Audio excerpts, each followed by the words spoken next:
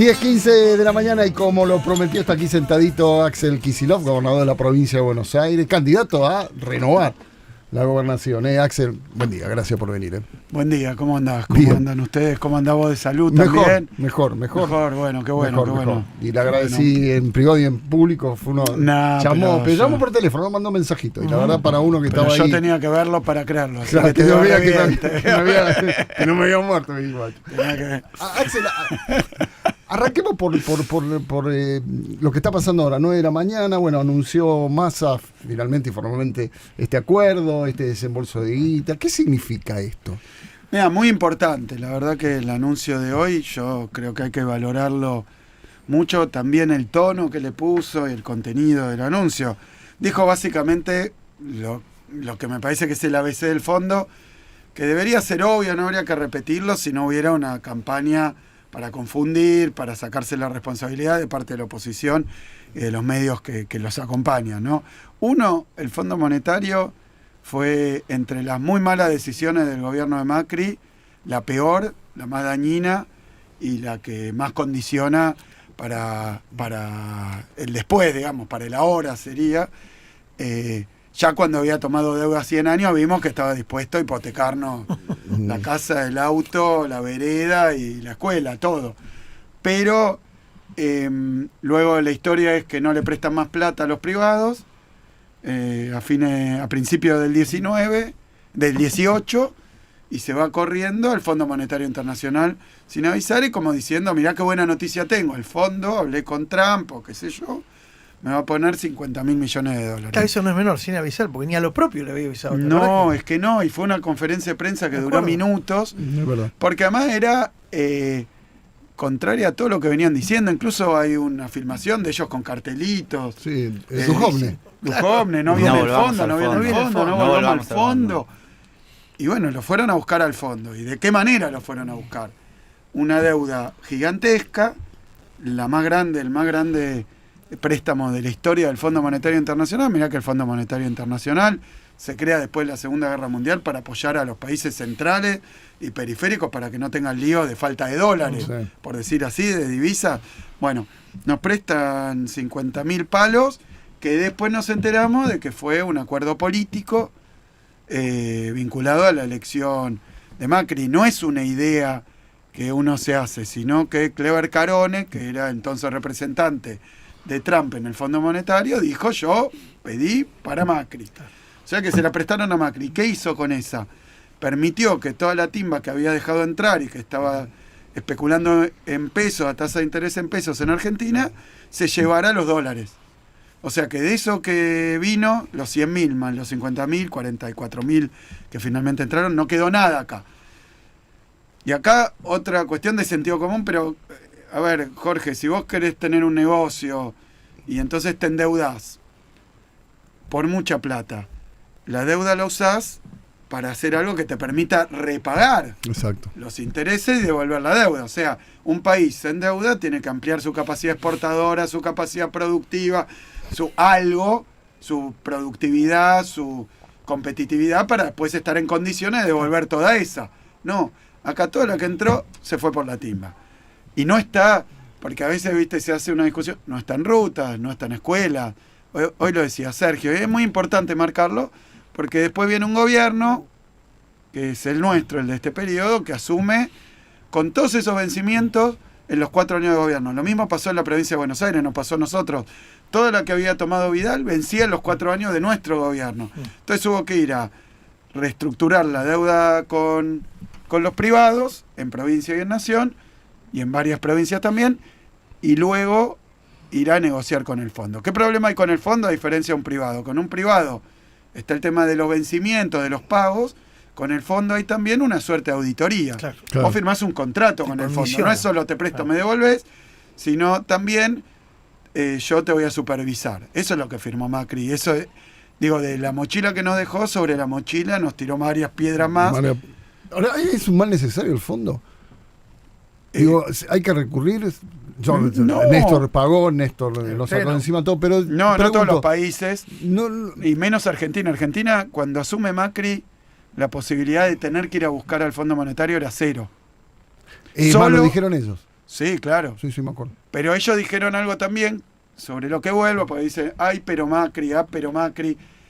Pero claro, escúchame, fue un gobierno espantoso que deja un montón de dificultades, limitaciones y condicionamientos, y no se puede hablar de eso porque es echarle la culpa. Ellos nunca han hecho ni una autocrítica, ni pedido una disculpa. Incluso los candidatos de hoy bancan a muerte lo que hizo Macri. Entonces, vienen a hacer lo mismo. Entonces, es importante repasar. Bueno, ahora también bancan el blindaje del 2001, pero porque son todos Larreta y Bullrich, funcionarios de la Alianza de 2001. Y bueno, y Larreta venía de antes, ¿no? Estuvo también en el gobierno de Rucauf. Bullrich, con toda su experiencia política, no son recién nacidos, no había una cunita en la puerta de la Argentina y estaban Ahora, con los pañales Bullrich y Larreta y nos los encontramos y recién llegado novedoso. Para que digo una cosita más del tema deuda y Fondo Monetario. El Fondo Monetario, el problema que tiene es que pretende condicionar estos paquetes, son enlatados, como el software enlatado, como son un mismo programa económico para cualquier país. Ahora está muy endeudado Egipto. ¿Qué programa le proponen?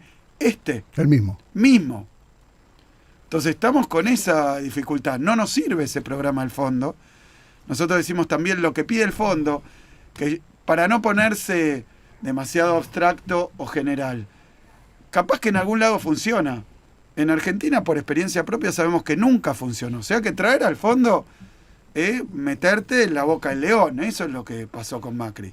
Dejarte sumamente endeudado con alguien que además te pide que hagas ciertas cosas que han sido históricamente muy malas y que seguro no solucionan el problema de la deuda. Y mucho más no solucionan. Axel, ahora te dejo, pero te quiero preguntar, porque vos negociaste con Fondo, negociaste con el Club de París, negociaste con esta gente.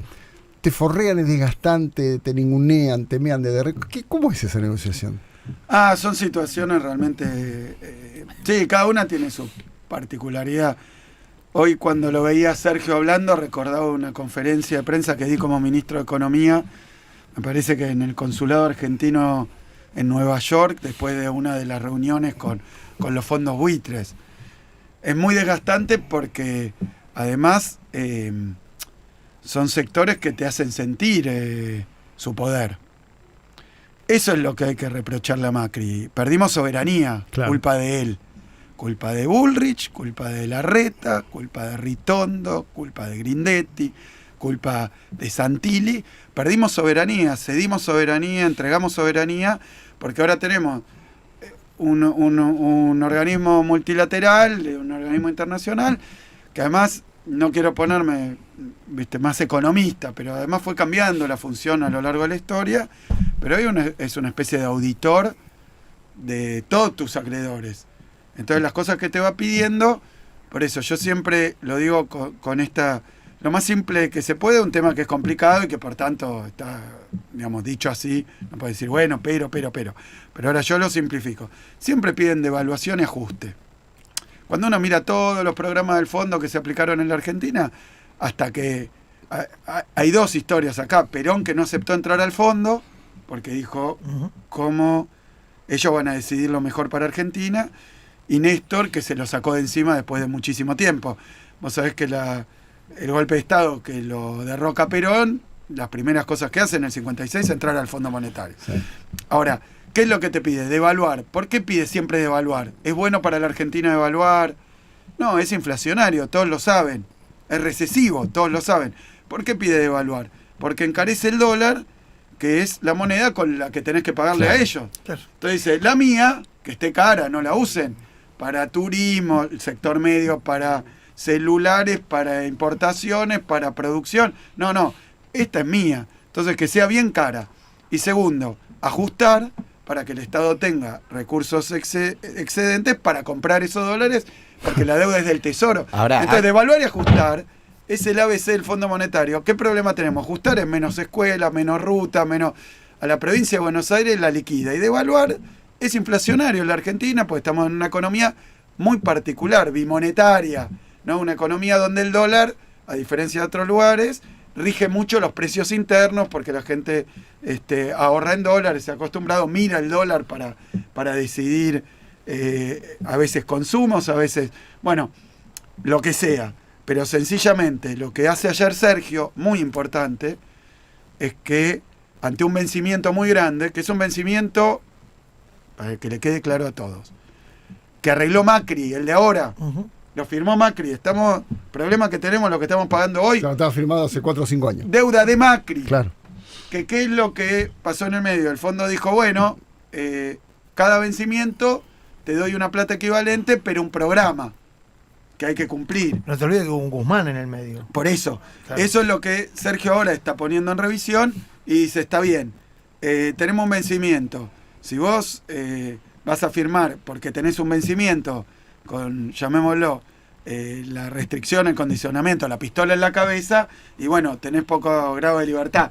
¿Qué es lo que consiguió Sergio ayer? Un anuncio muy importante, no sé si tiene mucho precedente, que ese vencimiento se está pagando con yuanes, por eso le agradece al gobierno de China y al Banco de China, porque permitió usar los yuanes del segundo tramo del swap para pagar un vencimiento del Fondo Monetario.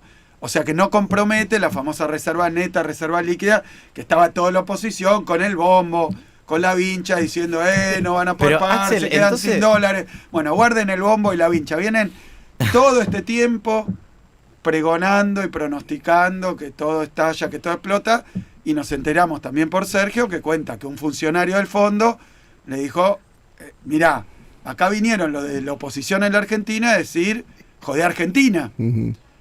Y le dice un funcionario del fondo, mirá esto ya para los anales de la historia, qué poco patriotas, qué poco patriota tu oposición, que viene a decir, joder a la Argentina porque me beneficia. Yo quisiera escuchar a alguno de ellos diciendo que no hicieron esto, porque cuando fue lo de los fondos buitres, y estaba yo en la situación de negociar con los fondos buitres, iban también, en el contexto electoral, a hablar con los fondos buitres y a decirle, no arregles nada porque yo te voy a pagar toda la que pedís y más.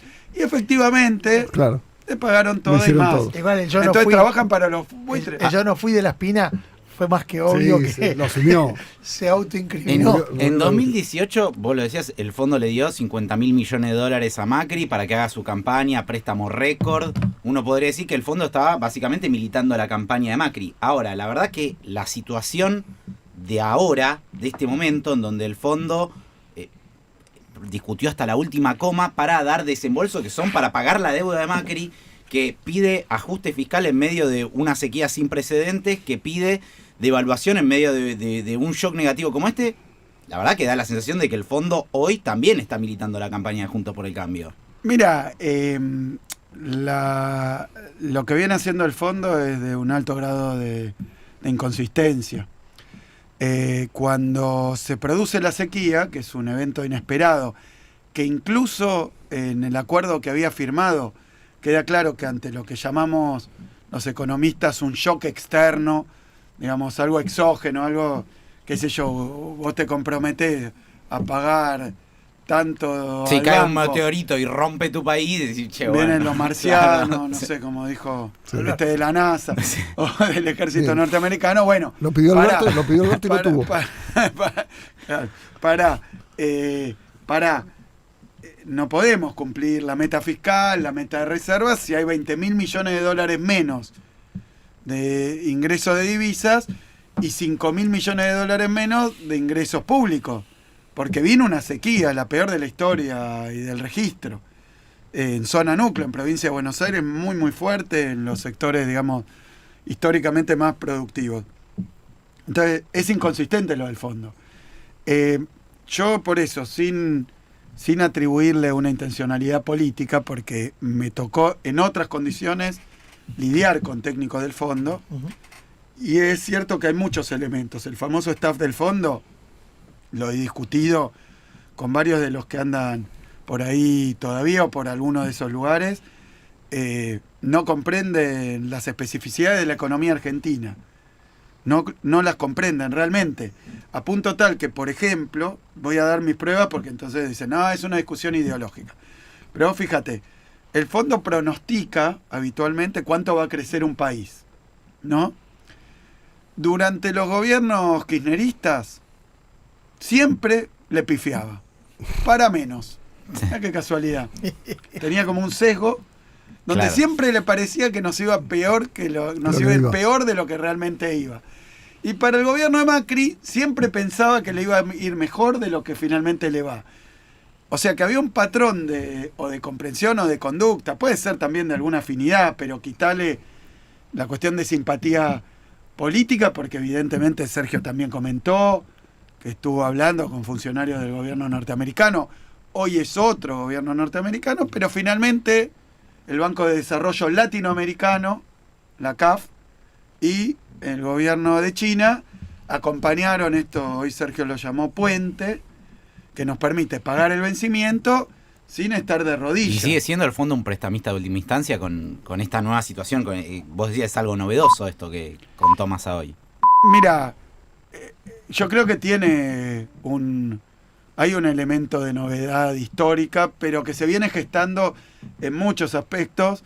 Por eso no quiero aburrirlos con ideas sobre la geopolítica mundial y qué sé yo. Digo muy sencillamente, al fondo lo inventan después de la Segunda Guerra Mundial, en Bretton Woods, junto con el Banco Mundial, con diferentes organismos multilaterales, pero específicamente el fondo, porque lo que habían detectado es que si un país tenía por alguna coyuntura un problema en su balance de pagos, acá sería falta de dólares, entonces se puede ocasionar una devaluación y un shock y una crisis innecesaria.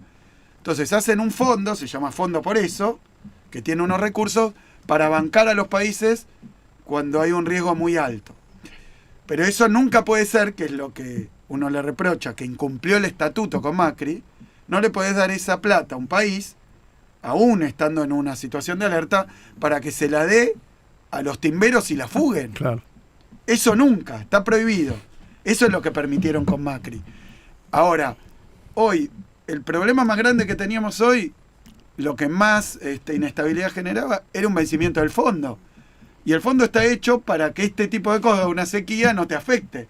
Entonces, es raro lo que está pasando y que finalmente tengas que recurrir a terceros porque el fondo te pone el desembolso con el que cubrir un vencimiento que firmó Macri con el propio fondo en un crédito mal otorgado y mal utilizado, pero te lo pone poniéndote en una situación de mayor fragilidad de cara a una elección. O sea que todas estas cuestiones yo creo que con más tranquilidad y después de las elecciones con Massa presidente, vamos a poder charlarlas con un poco más de profundidad y comprenderlas con más profundidad.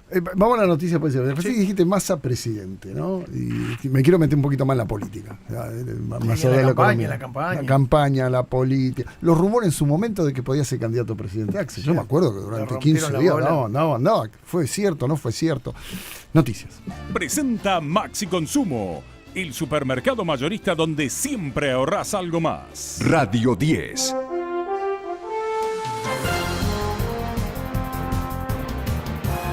Siempre noticias. 10 de la mañana, 33 minutos en todo el país. En Capital, la temperatura 15 grados. Juan Pablo Luque reconoció la derrota en Chubut. El candidato peronista admitió la victoria de Ignacio Torres de Juntos por el Cambio una vez concluido el recuento provisorio. De todas maneras, recordó que hay diferencias con su propio centro de cómputos y que ratificarán el resultado una vez realizado el escrutinio definitivo. Agustín Rossi destacó el acuerdo con el FMI y cuestionó el legado de Macri. Esto dijo el jefe de gabinete y candidato a vicepresidente. El fondo es un peludo de regalo que nos dejó Macri. En lugar de tener el coraje de reestructurar esa deuda con los acreedores privados, lo que hizo fue traer al Fondo Monetario Internacional. Y la negociación fue tan larga porque nuestros negociadores fueron a defender los intereses de los argentinos. Hay un camino rápido para terminar una negociación, decir todo que sí. Y esta situación empieza a resolverse dentro de poco, en noviembre, diciembre, cuando aparezcan los ingresos por la coseta fina, empieza a cambiar la perspectiva económica de la Argentina y el año que viene va a ser un muy buen año económico. Así que lo que hizo el ministro con una gran capacidad es darle un horizonte de tranquilidad y de estabilidad. Sigue la búsqueda de Luisina Leoncino, desaparecida desde el 9 de julio. Las últimas investigaciones se centraron en el hallazgo de restos humanos en la zona de Pampa Soler, en la provincia de Entre Ríos. Por el caso está detenido Horacio Rafael Benítez, a quien habían visto salir con bolsas de residuos luego de que la joven lo visitara en su casa. En Buenos Aires, cielo ligeramente nublado, se espera para esta tarde una máxima que podría llegar a los 20 grados. A esta hora la temperatura en capital y alrededores 15 grados, la humedad 85%. Más información en radio10.com.ar. Radio 10, siempre noticias. Ahorra en Maxi Consumo. Mayonesa Natura 250 gramos 249,90. Galletitas Marolio Sándwich 303 gramos 189,90. Papel higiénico y Genol doble hoja 4 por 30 metros 559,90. Maxi Consumo es el super mayorista que siempre te da algo más. Maxi Consumo. Conoce más en www.maxiconsumo.com. Precio unitario con IVA comprado por bulto cerrado. Oferta válida desde el 31 de julio al 6 de agosto de 2023 y hasta agotar stock. Papel, boligoma, papel. ¿Y cómo pegas? Papel con papel. Boligoma. Papel, boligoma, papel. ¿Y cómo pegas? Papel con papel. Volvemos al cole. Volvemos al ritmo de boligoma. Papel con papel. Menollo, menollo. Nueva mayonesa light Menollo. Próbala. Es un camino de ida. Menollo. La pasta del domingo, la alegría y el aroma pomarola en la cocina, porque si es molto, molto bene. Molto, siempre junto a las familias argentinas.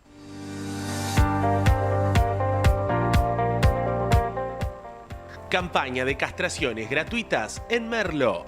Sumate y castra a tu mascota a partir de los 6 meses. La Municipalidad de Merlo organiza operativos barriales para que más vecinos accedan a este servicio. Beneficia la salud animal y reduce el abandono de crías no deseadas. Entérate el cronograma en merlo.gov.ar/castraciones Merlo. Gobierno del Pueblo de Merlo, Intendencia Menéndez. Desde un índice que está en boca de todos hasta un dato del que nadie habla. Radio 10. El sonido de la realidad. El sonido de la realidad. Espacio cedido por la Dirección Nacional Electoral. Como en Jujuy, para darle fuerza a tus luchas. Levantá a la izquierda. Miriam Bregman, presidenta. Nicolás del Caño, vice. Frente de Izquierda, lista 136A. Espacio cedido por la Dirección Nacional Electoral. Imaginemos una Argentina distinta. Un país donde los honestos salgan ganando. Esa Argentina distinta es imposible con los mismos de siempre. Pongamos un punto y aparte. Milei Villarruel, precandidatos a presidente y vice de la Nación. La libertad avanza. Lista 135A. Soy Carlos Trabulsi. Reflotemos la Argentina sumergida. El cambio está en el mar. Lista 5A. Hacemos por Cava. Espacio cedido por la Dirección Nacional Electoral. Massa es inflación. Jesús es pueblo. Jesús presidente. Adolfo Musso Pipet, jefe de gobierno Cava. Lista 40. Alternativa progresista. Libres del Sur. Espacio cedido por la Dirección Nacional Electoral. La patria sos vos y vamos a defenderla. Unión por la patria. Paula Penaca, Eduardo Valdés, precandidatos a diputados nacionales. Sobre la provincia es una apasionada de la gestión. Sí, no, bueno, ahora vamos a hablar. En algún momento se habló de vos como candidato a presidente. ¿Fue una bomba de humo nuestra o en el medio todo el caos? Porque había un caos antes, digamos que se abrió una esperanza con Massa. Pero en ese medio de ese caos, ¿alguien se sentó con vos? Mira, obviamente se discutieron todas las opciones. Yo creo que llegamos a una... Bueno, se ve, se nota, ¿no? Tenemos hoy una propuesta que compone varios elementos, ¿no? Por supuesto, la diversidad que tiene nuestro frente, que la tiene. En segundo lugar, hoy el ministro de Economía, Sergio, tiene una responsabilidad grandísima que tiene lógica, que él, por más que trae dificultades al mismo tiempo que sea candidato, él es el que expresa las dos cosas. Hoy lo hemos visto, ¿no? La solución no al problema del fondo, sino a esta escaramuza que hay con el Fondo Monetario. La cuestión con el fondo, él mismo lo plantea como algo que va a haber que ir acomodando y administrando hasta que le podamos encontrar una solución, que es que no afecte nuestras decisiones, nuestra soberanía.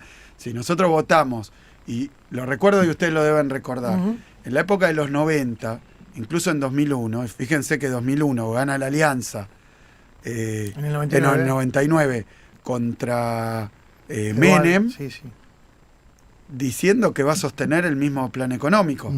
Sí, la convertibilidad no se tocó. Incluso termina trayendo al ministro de Menem. ¿Y por qué esto? Y porque había algo afuera de la máquina que condicionaba toda la economía y que condicionaba las decisiones de política y que condicionaba a los gobiernos. A mí me llamó mucho la atención cuando asume Néstor, o cuando está por asumir en campaña, que él decía, le decían, ¿y quién va a ser su ministro de Economía? Como, ahí está el que va a tener la manija. Y él decía, el ministro de Economía voy a ser yo. La decisión va a estar en el sillón de Rivadavia, va a estar en el presidente de la Nación, porque si no, usted vota a un candidato, pero después la decisión de cuánto se gasta, qué sé yo, la va a tomar el fondo. Claro. Entonces, es una cuestión que desbalancea y pone incluso en riesgo la soberanía, decimos, pero la propia autodeterminación, la democracia, ¿no? Uno vota, pero se decide en otro lado. ¿Cómo es? Bueno, pero hay una discusión de modelo, me parece a mí. Y se planteó, bueno, la semana pasada estuvo ahí sentado Horacio Rodríguez Larreta. Y viste que siempre te rompe la bola con esa pregunta. Le pregunté de aerolíneas, ¿no? Sí. Y Larreta dijo que si todo lo que sea deficitario, él va a tratar de sacárselo de encima del Estado. A vos te tocó mucho estar ahí en ese proceso, en su momento durante el gobierno de Cristina, pero también te tocó estar en otro proceso que fue el de YPF, donde también la semana pasada se introdujo la posibilidad de que YPF pudiera dejar de tener participación estatal. ¿Cómo ves esa discusión? ¿No hay una discusión de modelo ahí también con la oposición? Total, y creo que hay una ventaja con respecto a 2015.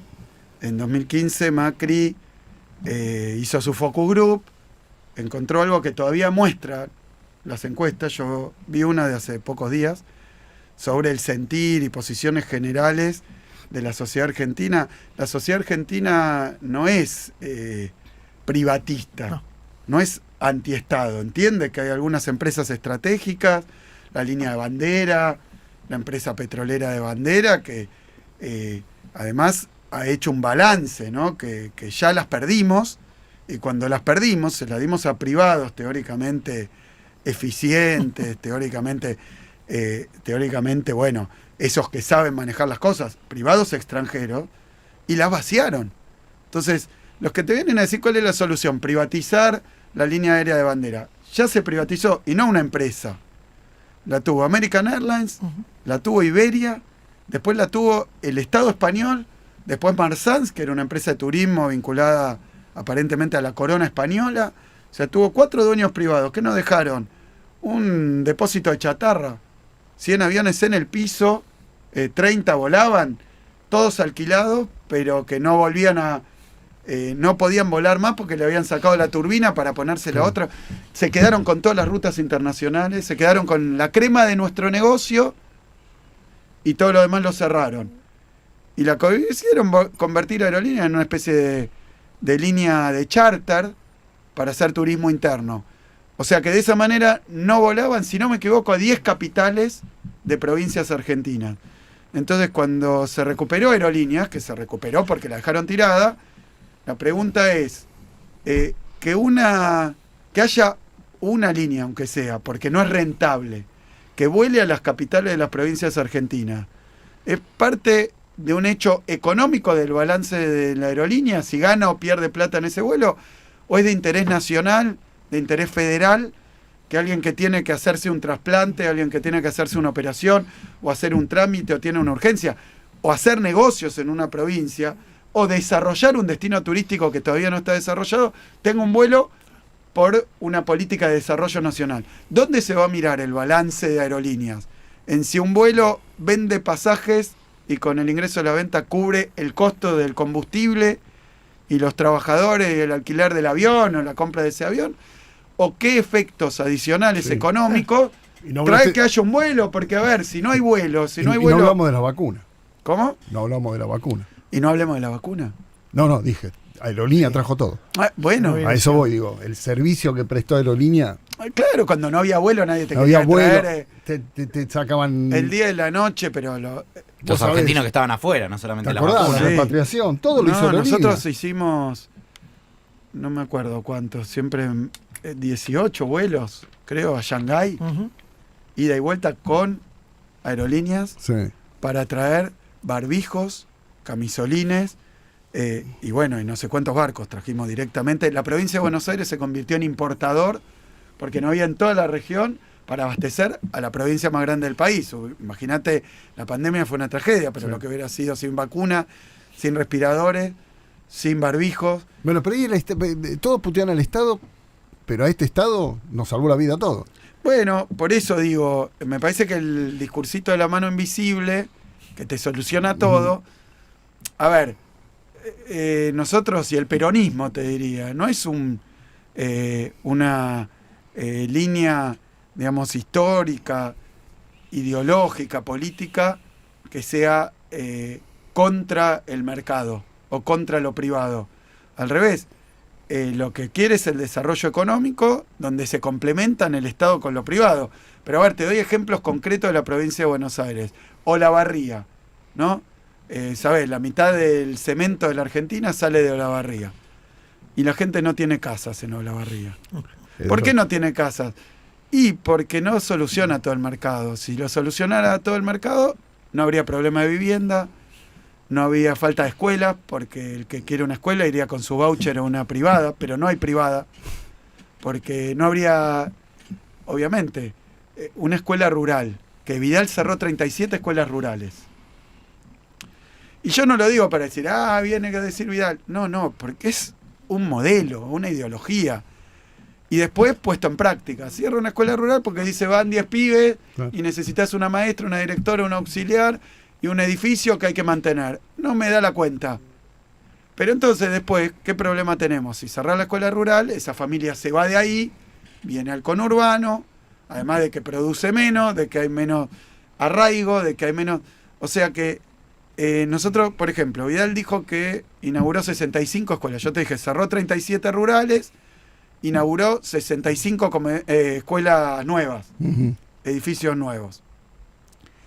Habían dicho que iba a haber 3.000 jardines de infantes, ¿te acordás? Sí, claro, me acuerdo. Cuando sacaron el fútbol para todos. Sí, que para los... Macri un día dice, no va a haber más fútbol gratis el domingo, pero tranquilos, vamos a hacer con esa plata 3.000 jardines de infantes. Sin el pan, sin la torta. No están. No, pero si dice Vidal que en la provincia inauguró 65 edificios, 3.000 jardines de infantes, le tocaban 1.200 a la provincia, 65 dijo que hizo. Que todo eso era un verso, como las cosas que decían, espejito de colores para que digan, bueno, está bien, me jodo, me quedo sin fútbol, pero qué lindo la educación. Pero si las escuelas no le ponían el mantenimiento, le bajaron los sueldos a los docentes, decían que eran una mafia, las maestras de la provincia de Buenos Aires, que eran una mafia. Entonces, lo siguen diciendo. Sí, Vidal dijo que se arrepintió. Que no, pero digo en general, viste que hoy... La escuela pública es una aberración para ellos. Baradel es Bin Laden. Baradel es el enemigo. Pero es una cosa, es muy descabellado, por lo menos en nuestra provincia. Capaz que en la ciudad de Buenos Aires, la capital, se pueden dar el lujo de decir estas cosas, porque hay determinados sectores que tienen el poder adquisitivo, se pagan la salud, se pagan la educación privada, acá están los Arcos, está... la Suiza Argentina, qué sé yo. Bueno, yo te diría, en Guaminí no tenemos la Universidad Austral, la de Palermo, la de Belgrano, no tenemos. Tenemos que poner un centro universitario, que el Estado provincial, firmamos convenios. Viste que ellos decían, hay demasiadas universidades en la provincia. Sí. Yo digo, hay demasiado pocas. Porque ¿cómo le vamos a asegurar? Y después decían, los hijos de los sectores populares, sectores medios, no llegan a la universidad. Todo mentira. A mí me tocó ser profesor universitario en Universidad del Conurbano, en Sarmiento y en Quilmes. Por casi 10 años de haber dado clase. 80% de los pibes, primera generación de estudiantes universitarios. Le cambiaste la vida, le diste una oportunidad, le diste un futuro. Si la universidad no la tenían cerca y no era gratuita, olvídate. Imposible. Imposible. ¿Y por qué hay que pelear voto a voto esto? Porque uno lo escucha a Alberto con todo lo que lo que pasó, te escucha a vos y lo ve también, digo. ¿Por qué se pelea tan voto a voto todo? Mira, ¿qué pasó? No varias cosas. No soy ni sociólogo, ni psicólogo, ni te puedo decir políticamente. Creo que obvio, hay muchos que votaron a Macri, y después de Macri no lo votaron, y algunos de esos, bueno, nosotros ganamos con un porcentaje muy importante. Y tal vez pensaban que se iba a recuperar rápidamente lo que teníamos en 2015. Y la evaluación fue, bueno, Macri me ofreció la revolución de la alegría, pobreza cero, no vas a pagar el impuesto a la ganancia, el doble pagaron, va a subir la jubilación, me bajó la jubilación, bueno, voto, y todo vuelve a la etapa anterior. Y fue muy complicado, es muy complicado. Y no solo acá, te diría que hay elementos extranjeros, internacionales, externos, y hay complicaciones que tuvimos acá también. Pero bueno, tuvimos 1 año y medio, 2 de pandemia en todo el planeta, hubo la recesión más grande de la Gran Depresión en todo el planeta, problemas de todo tipo, bueno, y una situación social, de salud mental para toda la sociedad, que bueno, que qué efectos tuvo eso. No quiero hacer nada simple ni decirle a vos no querés votar porque la pandemia te afectó. Estoy simplemente poniendo elementos tratando de explicar. Agrego, después de la pandemia decían, bueno, termina la pandemia, el mundo se recupera y vuela el mundo. No, vino una guerra en Europa, crisis energética, crisis financiera, crisis alimentaria internacional, inflación más alta, después volvemos a lo de acá, pero en Inglaterra, en Estados Unidos, entonces recesión, subir las tasas de interés para ir contra... Y los salarios que no se recuperaron a nivel internacional, tampoco acá. Hay lugares donde se perdió más desigualdad a nivel internacional, muchísima más. No salimos mejores de la pandemia, salimos con más concentración, los ricos más ricos, los sectores medios más complicados. Entonces, y después, bueno, acá se le agrega el Fondo Monetario, diferentes actitudes que pensamos que hay que tener ante el Fondo Monetario, pero ante una situación complejísima. Entonces creo que bueno, que sí, que hay malestar. Por ejemplo, en la provincia de Buenos Aires se crearon en estos 3 años y medio 120.000 puestos de trabajo formales. Tenemos 8% de desempleo. Es el nivel más bajo de desempleo en 7 años. Pero hay claroscuros. Eso no se reflejó en una mejora generalizada de los salarios, en una mejora distributiva. Entonces nosotros sabemos claramente para qué nos presentamos a elecciones, para que esas cosas ocurran. ¿Qué te reclama la gente? Y necesitamos... No, obviamente, hay temas que tienen que ver con la inseguridad, por supuesto. ¿Pero qué es? ¿Inseguridad? Sí, precios.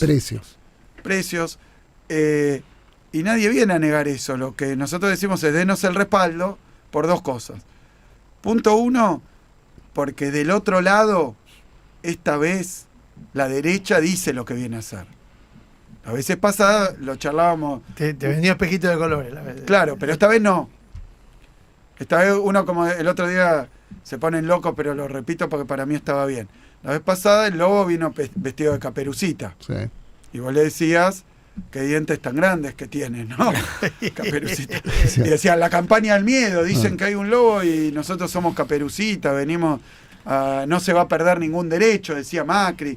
Durán Barba le decía a sus candidatos, no digan lo que venimos a hacer, muchachos. Sturzenegger lo dijo. Sí. No desclasifiquen, no revelen. Sí, y Pratgay también, porque dijo, nunca estaba en nuestras carpetas hacer lo que Macri decía en su campaña, o sea que era otro plan.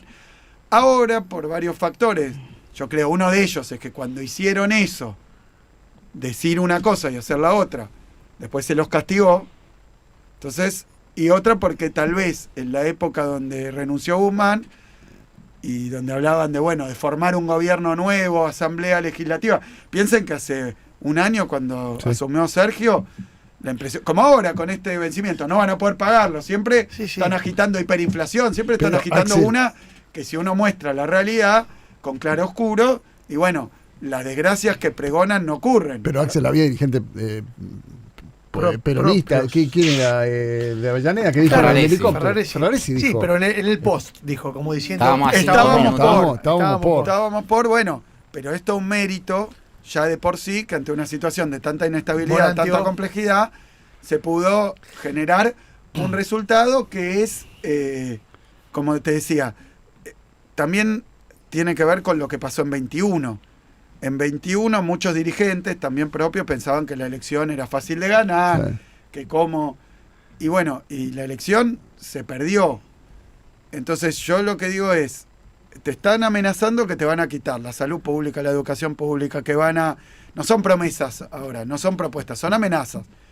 Porque dicen, hay demasiados empleados públicos. Y a mí me gusta decir, bueno, dicho así es como el empleado público de Gasalla, esa parodia, ¿no?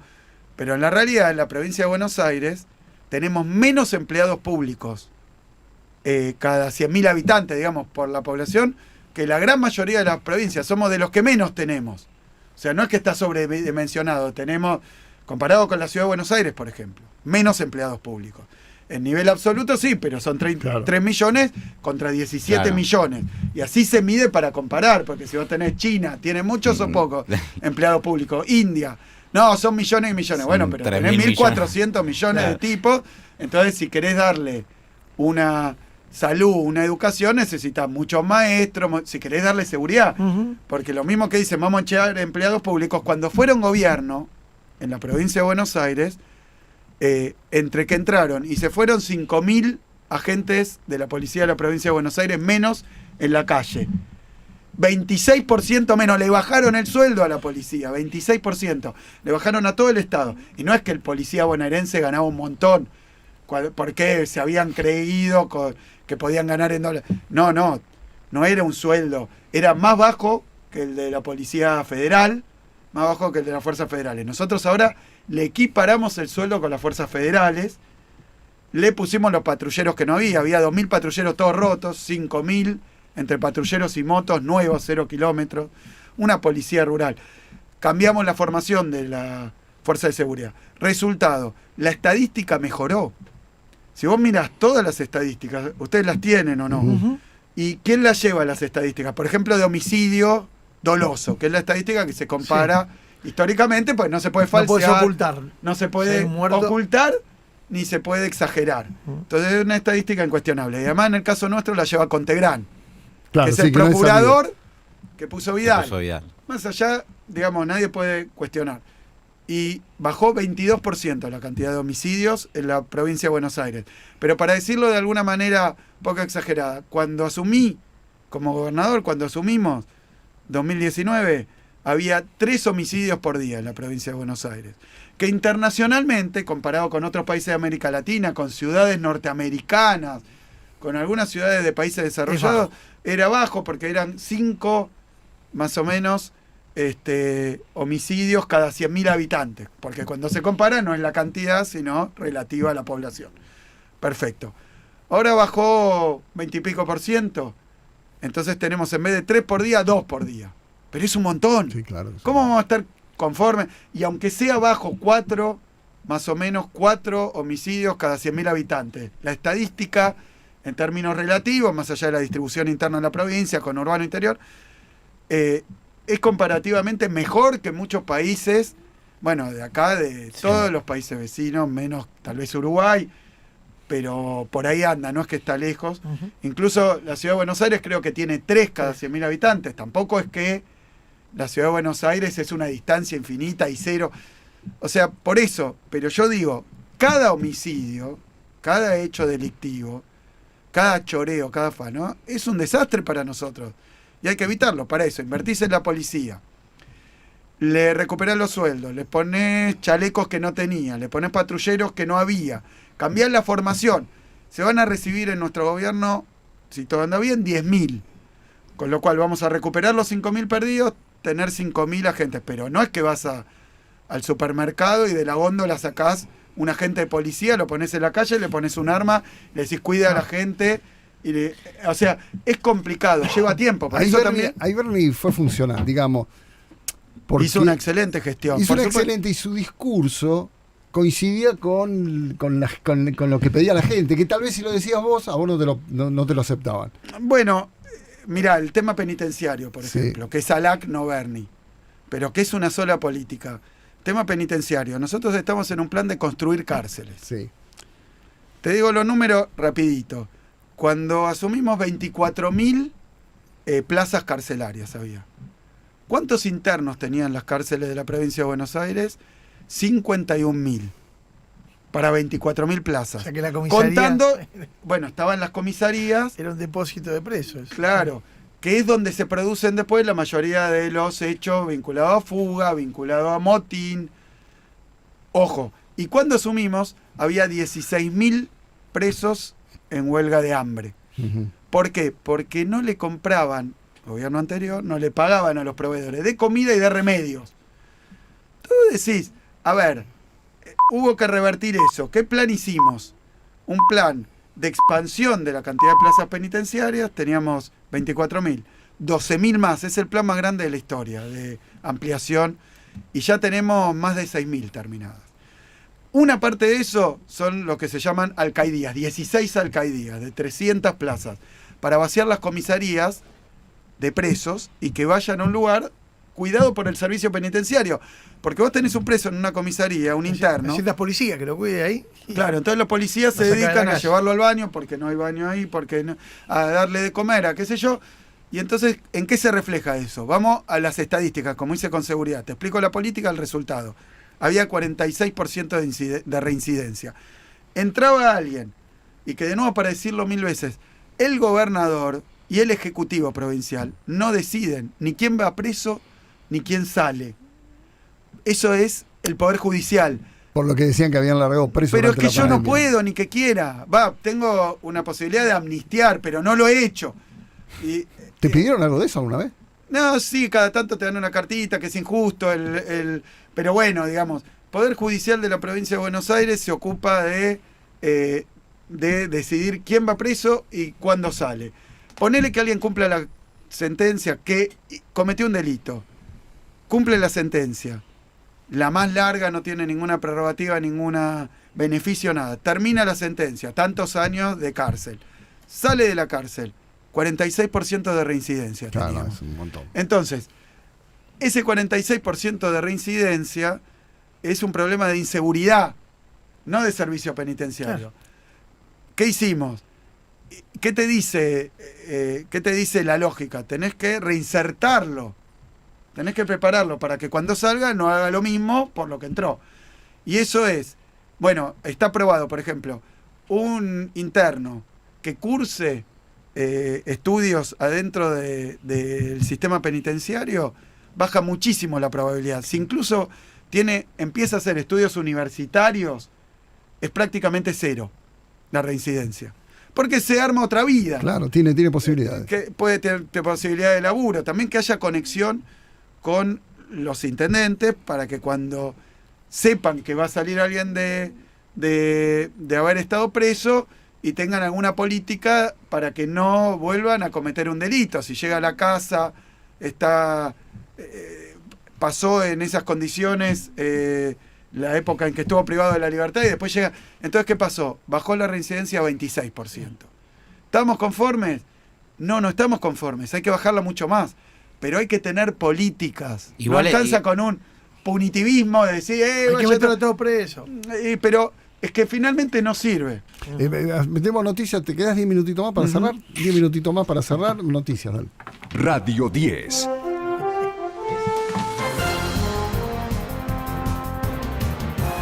Siempre noticias.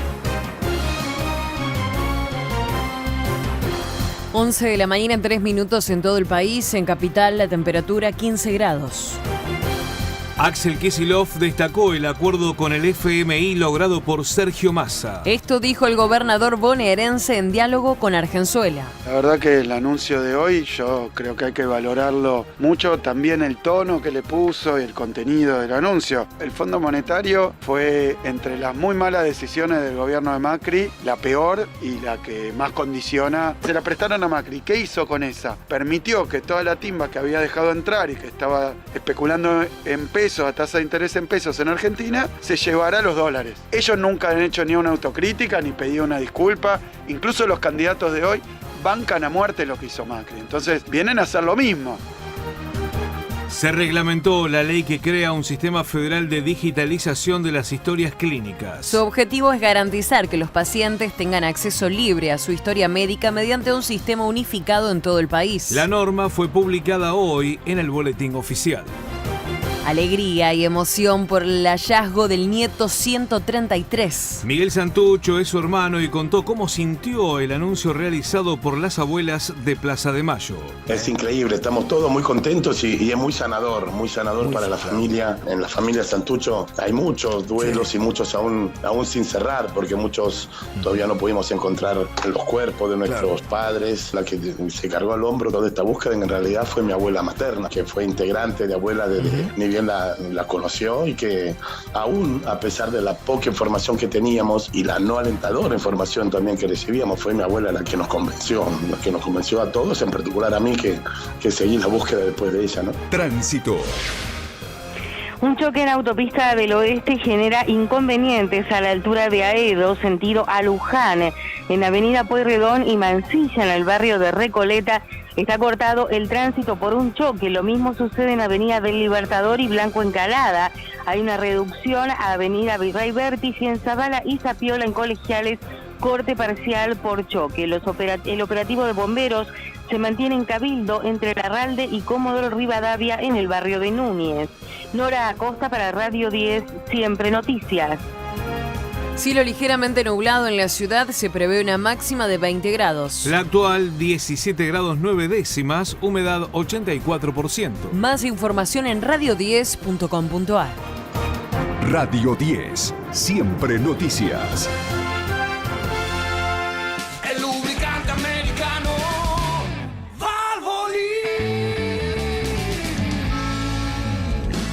Humedad en techos y paredes, pinta con Plastiprem. Plastiprem de Premier, solución definitiva a los problemas de humedad. Con Blaisten disfruta de descuentos que inspiran. Por eso, del 31 de julio al 6 de agosto, disfruta hasta 40% de descuento en productos seleccionados de baños y cocinas. Además, podés pagar en cuotas en todas nuestras sucursales y en blaisten.com.ar. Hacelo posible. Hacelo Blaisten. Consulte por planes de financiación en blaisten.com.ar. Ofertas válidas del 31 de julio al 6 de agosto de 2023. No acumulables con otras promociones o descuentos. Evolucionar tu descanso es poder rendir al máximo en cada desafío de tu día. Piero. La evolución del descanso. Nonisec presenta su línea de pañales para adultos para cada tipo de necesidad. Nonisec es extra protección, seguridad y confianza. Nonisec. Hasta el miércoles en Coto, elegí la promo que más te guste. Hasta 12 cuotas sin interés o hasta 20% de descuento en un pago con efectivo, débito y crédito exclusivo de nuestra comunidad en productos seleccionados de Electro. Y 25% de descuento en un pago en productos seleccionados de calefacción eléctrica, secarropas centrífugos y termotanques. Encontrá estas ofertas en nuestras tiendas y en www.cotodigital.com.ar. Coto. Aplican exclusiones. Para más información consulten www.coto.com.ar. ¿Sabías que entrando a la web del municipio de Quilmes podés saber a qué hora pasarán por tu zona?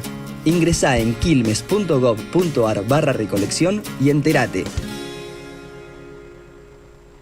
Baterías Williard, la batería más vendida en Argentina. Williard, su próxima batería. Producida por Unión BAT, Sociedad Anónima. Oh sí, yo tomo mate cocido y que estará Will que siempre tome. No careteo con el café. Oh sí, y que Mate cocido Tarahui. Me gusta, lo tomo. ¿Y qué? Argenzuela, la máquina de tirar títulos, con Jorge Rial. En Radio 10. Mónica, acá de Santa Fe. Qué bueno sería que todo esto que dice el gobernador Kicillof lo dijera, no sé, a través de una cadena nacional, para que toda la gente pobre, engañada por toda esta gente que solo quieren un beneficio personal, propio para su grupo, tuviera conocimiento de lo que estaba pasando. Como un Larreta, una Bullrich, están hablando ahora del desastre del 2001 y que no vamos a caer en eso cuando ya lo hicieron.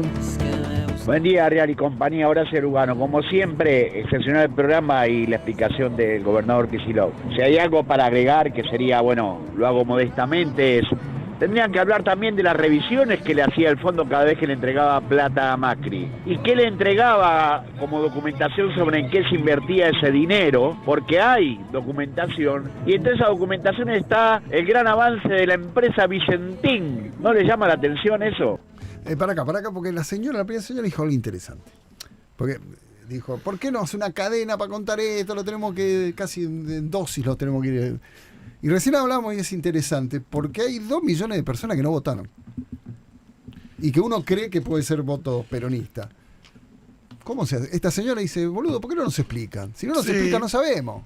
Yo creo varias cosas de eso. Me parece que efectivamente hay un sistema, mezclo lo de cadena nacional. Hay una cadena nacional, pero es de ellos. El después, desánimo. Y sí, es permanente y está dispuesta a las falsas mentiras, a la persecución política y judicial, al encubrimiento. Está dispuesta a todo eso. Yo diría, ¿es parte de la libertad de prensa? Sí, pero es muy poderoso ese sistema de medio de comunicación, que además se ha ido concentrando cada vez más y que ha tomado partido políticamente. Lo tomó durante todos los años de Cristina, de Néstor, después también el de Macri. Estuvieron en contra de Cristina, a favor de Macri, en contra ahora de este gobierno. ¿Haría falta la ley de medio? Mirá, es indudable que hay un tema de concentración. Es indudable también que en cualquier país desarrollado, cuando hay mucha concentración, el Estado toma cartas para regular. Mirá, una de las oficinas más grandes que tiene el llamado, digamos, el área económica del gobierno de Estados Unidos o de Alemania, 2 potencias capitalistas, es la de defensa de la competencia, es la de que se opone a prácticas desleales, es la antimonopolio, antitrust. Yo digo, aunque sea por eso, ¿no? Porque ahora acá pasaron todas, incluso durante los gobiernos kirchneristas, digo, pasó la fusión multicanal Cablevisión. Sí, pero la ley de medios, independientemente de que no soy especialista en si ese articulado y todas las discusiones, lo que sí veo es que salió la ley de medios, consiguieron jueces amigos como Doropi y la dejaron sin efecto. Claro. Pero eso han hecho con todas y cada una. Pero las empresas de alimentos de la ley también. Pero porque hay un... todo hace juego con todo, me parece. Entonces, hay que verlo. Hay cosas que se lograron, cosas que no. Por eso transformar el país o transformar un país periférico, un país en vía de desarrollo, ponerle industria, ponerle inclusión social, se avanzó un montón, faltaron un montón de cosas. Ese oyente recién, el segundo, hablaba de Vicentín. ¿Vos sos de los que cuando Alberto dio marcha atrás dijiste, pero la puta? ¿O no? ¿O dijiste, está bien, vamos muy rápido? No, yo te voy a decir algo con respecto a Vicentín porque lo vi en la tele, me parecía una idea muy interesante tener un instrumento para por lo menos tener una empresa testigo en el mercado de granos, que es un mercado muy concentrado y transnacionalizado. Hay algo que se llaman las 7 hermanas, que son las cerealeras, las grandes exportadoras de grano, que no es que tengan... Por algo le dicen hermanas, ¿no? No, y hay un libro, mira, el nombre es Los mercaderes del grano, los mercaderes, después busco el nombre exacto, lo leí hace tiempo, un libro que se dejó de publicar, que cuenta cómo se formó este cártel de empresas vendedoras y compradoras de granos a nivel mundial, cómo se va formando, y dice algo, su principal particularidad es la discreción. Nadie sabe, como los grandes laboratorios, nadie sabe, no es que conocemos a Bill Gates, conocemos a Steve Jobs, conocemos a Bezos, conocemos a Elon Musk, no conocemos a los que manejan el mercado de alimentos a nivel mundial. Y de nuevo, sin ponerme yo en decir, bueno, ¿y entonces qué hay que hacer? Y bueno, no sé, te diría, no sé, pero los estados y los gobiernos no pueden quedar... un ojito ahí tenés que tener, ¿no? Me imagino. Claro, mirando desde la popu a ver cómo se juega ese partido. ¿Y de qué manera el Estado puede meter? Vicentín era una buena iniciativa. No, en algún momento se pensó en que YPF tuviera también... hay una parte de YPF que está en... Agro. Sí, YPF Agro, que se pueda meter un poco, aunque sea como empresa testigo, para saber y conocer como En algún Pero momento, vos estuviste en la expropiación de una empresa, entraron y se quedaron, YPF, ¿no? Acá quisieron entrar y no se pudieron quedar. bueno, también hubo, ¿Qué pasó? ¿Hubo un error ahí?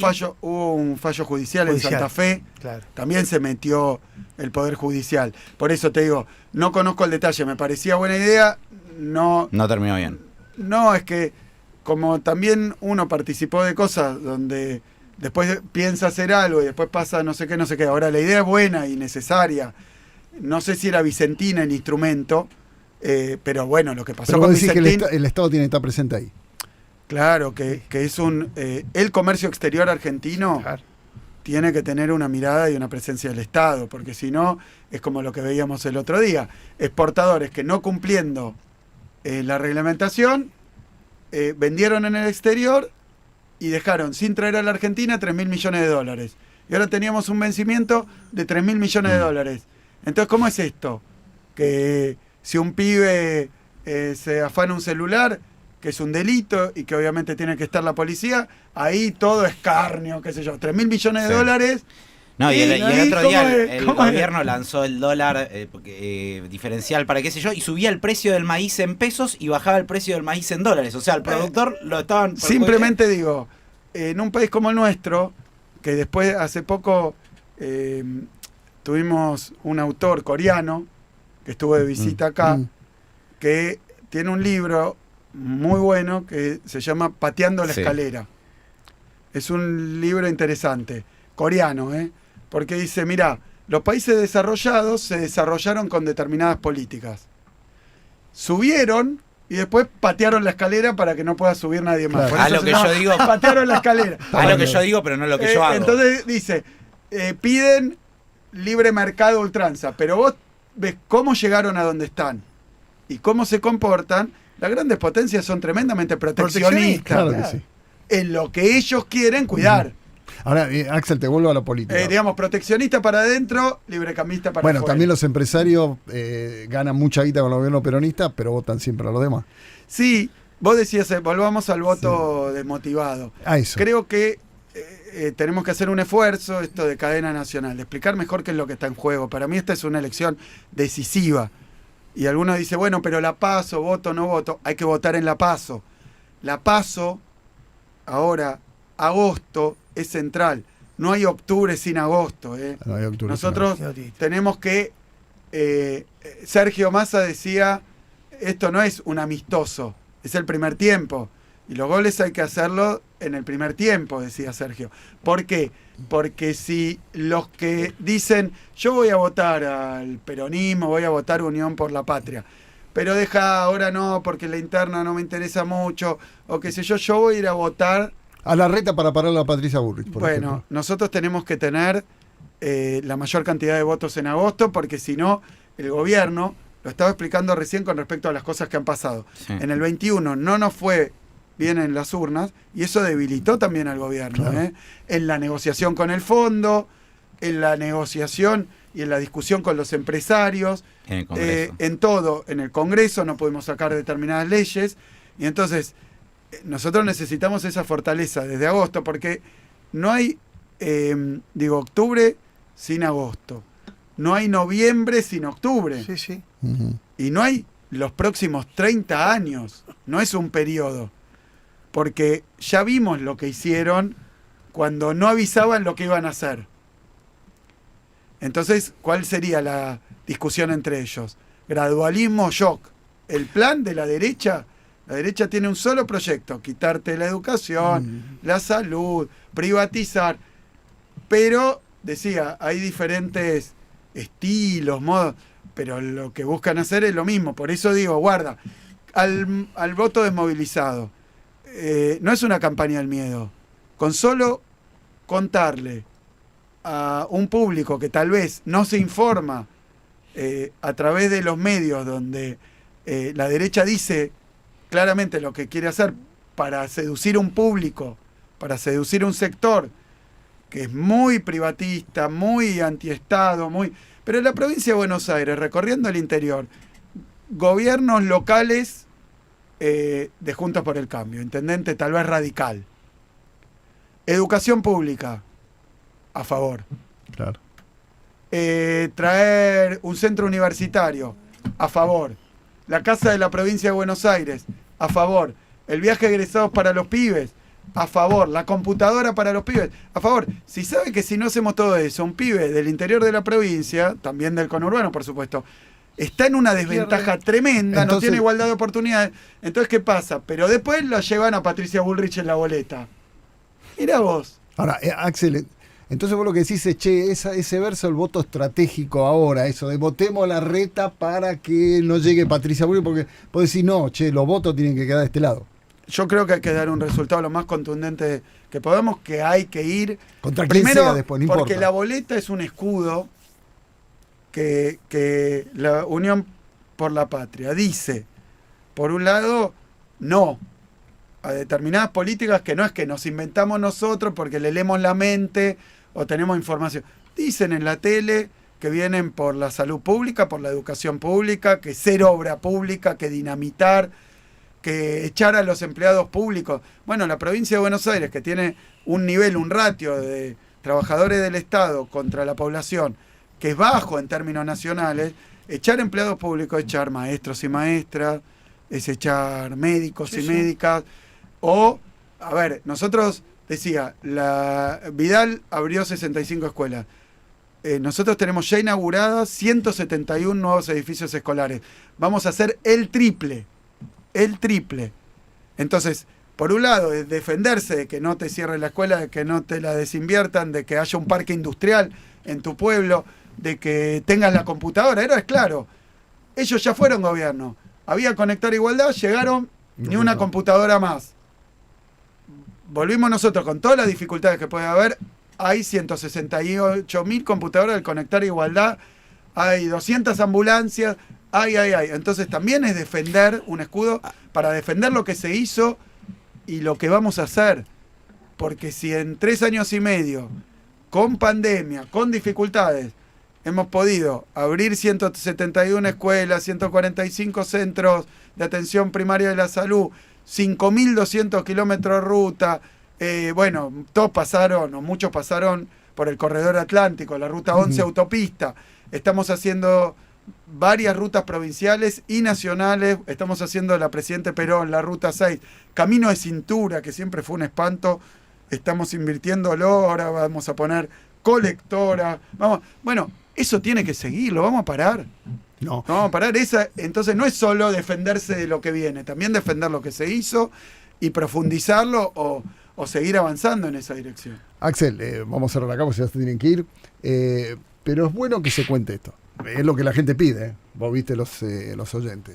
Hay que contar más. Y lo de los votos es interesante, porque se está especulando con votemos en la interna. No, y el que se quiere quedar a votar, no quiere ir a votar, yo le digo realmente, está muchísimo en juego. Uh-huh. Y también uno dice, bueno, me amenazás. Me decís, no, nosotros nos comprometemos a seguir trabajando de esta manera, con todos los condicionamientos que hay. También avisamos lo que hay del otro lado, no es una campaña del miedo, da miedo su campaña, sí, porque lo dicen abiertamente. Y luego también que nadie diga, no, bueno, yo no sabía, pensé que... No. Estamos en una instancia decisiva, porque lo que están planteando es ir contra los derechos, abiertamente. Y los derechos, incluso un juez de la Corte Suprema dijo, cuando hay una necesidad no hay un derecho. Y a mí me parece, lo nombró, a ese tipo lo puso ahí por decreto Macri. Rosenkrantz. Y lo dijo abiertamente. Sí. Entonces hay toda una cuestión ideológica con si la mano invisible del mercado, con la que yo estoy muy de acuerdo porque hay un montón de cosas que son lindas, tan buenas, que el que la puede pagar, que la disfrute, que se puede comprar su computadora para él, para su pibe que está terminando el secundario, el que lo puede mandar a una universidad, mandar a estudiar afuera. Perfecto, no me estoy peleando con eso. Lo que digo, ¿qué hacemos con la inmensa mayoría que no puede? Y es la clase media, lo dijo Carrió. Exacto. Carrió cuando dijo, vienen por los derechos de la clase media, porque es cierto que esas políticas terminan haciendo una sociedad de sectores humildes, sectores sin derechos laborales, sin trabajo registrado, inmensos. Alguien dijo latinoamericanización, como si Latinoamérica fuera malo, pero es cierto que hay países de Latinoamérica, los que no tienen clase media, los que no tienen industria, los que no tienen industria, los que no tienen universidad pública y gratuita. Si en Chile todas las marchas que terminaron poniendo a Boric, claro, fueron esas. Tuvieron que ver, loco, no puedo pagarme la universidad. Si la pago me endeudo, y si me endeudo no puedo devolverla porque me cobras una tasa de interés. Y acá tenemos universidad pública gratuita desde el 49 esta parte. Axel, te dejo porque tenés un montón de laburo. Gracias por venir, como siempre, un gustazo. No, muchas gracias a ustedes. Una sola pastilla. La persecución de Cristina. Dale. La persecución de Cristina. Porque todas esas políticas vienen acompañadas, bueno, ellos dicen de palos, dicen de retroceso, pero también han mostrado que son capaces, desde el punto de vista de la persecución judicial y de restringir la democracia, de proscribir a la principal dirigente del campo popular. Entonces, también hay que darle una significación a ese voto. También para eso. Gracias, Axel. Gracias a usted. 11:25, dale. Argenzuela, la máquina de tirar títulos